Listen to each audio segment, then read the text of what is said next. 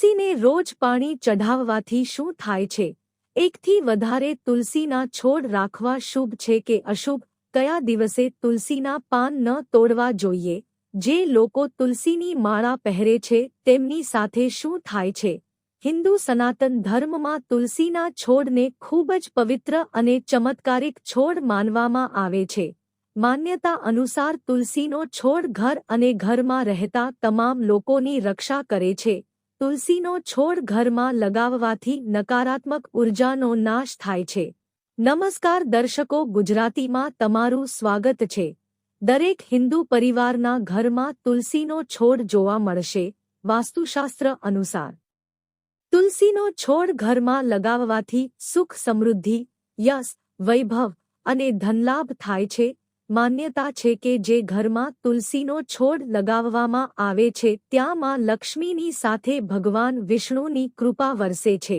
આ ઉપરાંત ઘરમાં લગાવેલો તુલસીનો છોડ સકારાત્મક ઉર્જાનો સંચાર વધારે છે. તેની શુભ અસરકારના તમામ સભ્યો પર પડે છે, પરંતુ ઘણા લોકો તે નથી જાણતા કે ઘરમાં તુલસીનો છોડ લગાવવામાં પણ કેટલાક નિયમ છે જેનું પાલન કરવું ખૂબ જ જરૂરી છે. આવું ન કરવામાં આવે તો તુલસીના છોડની અડવી અસર થાય છે. ચાલો તમને જણાવી એ ઘરમાં તુલસીનો છોડ લગાવવાના નિયમો વિશે.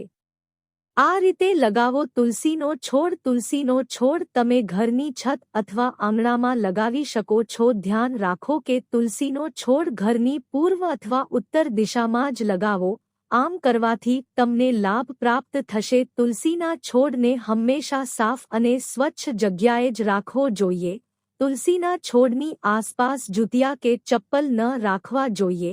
તુલસીના છોડને ક્યારે સીધો જમીન પર મૂકવો શુભ માનવામાં નથી આવતો.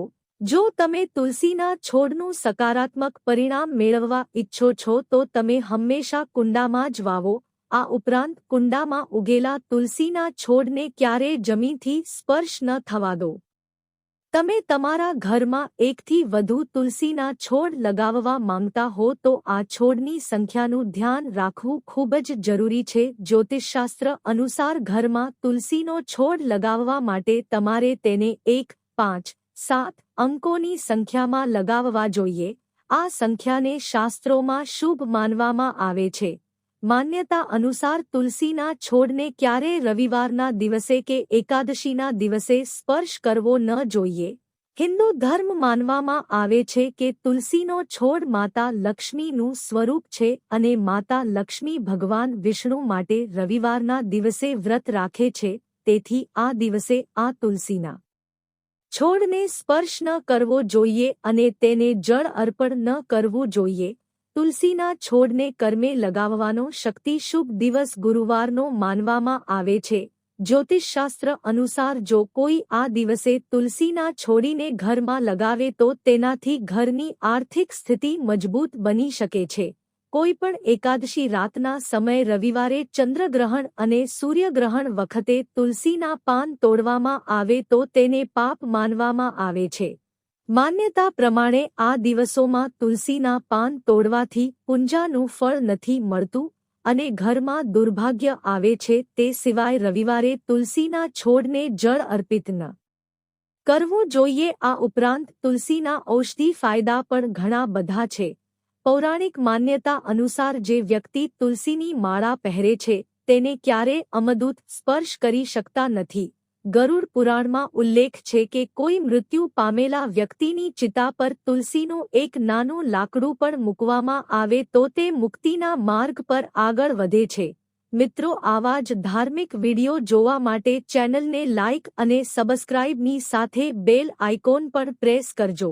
તમારો ખૂબ ખૂબ આભાર. તમે તુલસીમાં દરરોજ પાણી ચડાવો છો, તેથી આ કામ ક્યારેય ન કરો, નહીં તો લાભની જગ્યાએ ભારે નુકસાન થઈ શકે છે. તુલસીને પવિત્ર માનવામાં આવે છે. એવું માનવામાં આવે છે કે તેમાં દેવી લક્ષ્મી અને ભગવાન વિષ્ણુનો વાસ છે. એટલા માટે તુલસીને જળ ચઢાવતી વખતે એક ખાસ નિયમનું પાલન કરવામાં આવે છે. આ દિવસે તુલસીમાં પાણી આપવામાં આવતું નથી. તુલસીને પાણી આપવાના ખાસ નિયમો છે. અન્ય છોડમાં તુલસીને શુભ અને શુભ માનવામાં આવે છે. તેથી જ મોટાભાગના લોકો રોજ સવારે તેમાં પાણી આપે છે. ધાર્મિક માન્યતા છે કે દરરોજ સવારે સ્નાન કર્યા પછી તુલસીને જળ ચઢાવવાથી જીવનની દુર્ભાગ્ય દૂર થઈ જાય છે. તેની સાથે ભગવાન વિષ્ણુ અને માતા લક્ષ્મીની કૃપા બની રહે છે. એવું કહેવાય છે કે જે લોકો ઘરમાં તુલસીનો છોડ રાખે છે તેમને દેવી લક્ષ્મીની સાથે ભગવાન વિષ્ણુની કૃપા પણ પ્રાપ્ત થાય છે. તુલસીને જળ અર્પણ કરવા માટે કેટલાક વિશેષ નિયમો આપવામાં આવ્યા છે. એવું કહેવાય છે કે જો તુલસી સંબંધિત નિયમોનું પાલન ન કરવામાં આવે તો તે ખૂબ જ અશુભ પરિણામ આપી શકે છે. આવો જાણીએ તુલસીને જળ ચઢાવતી વખતે કઈ બાબતોનું ધ્યાન રાખવું જોઈએ. ધાર્મિક માન્યતા અનુસાર એકાદશીના દિવસે તુલસીમાં ક્યારેય પાણી આપવામાં આવતું નથી. એવી માન્યતા છે કે આ દિવસે તુલસીને જળ ચઢાવવાથી દેવી લક્ષ્મી ક્રોધિત થાય છે, જેના કારણે જીવનમાં દરેક પ્રકારની આર્થિક સમસ્યાઓમાંથી પસાર થવું પડે છે. આ સિવાય એવી પણ માન્યતા છે કે આ દિવસે તુલસી માતા ભગવાન વિષ્ણુ માટે નિર્જળ ઉપવાસ રાખે છે. તુલસીને જળ ચઢાવવા માટે વિશેષ નિયમો આપવામાં આવ્યા છે. જે મુજબ તુલસી માતાને જળ ચઢાવતી વખતે ટાંકા વગરનું કપડું પહેરવું જોઈએ.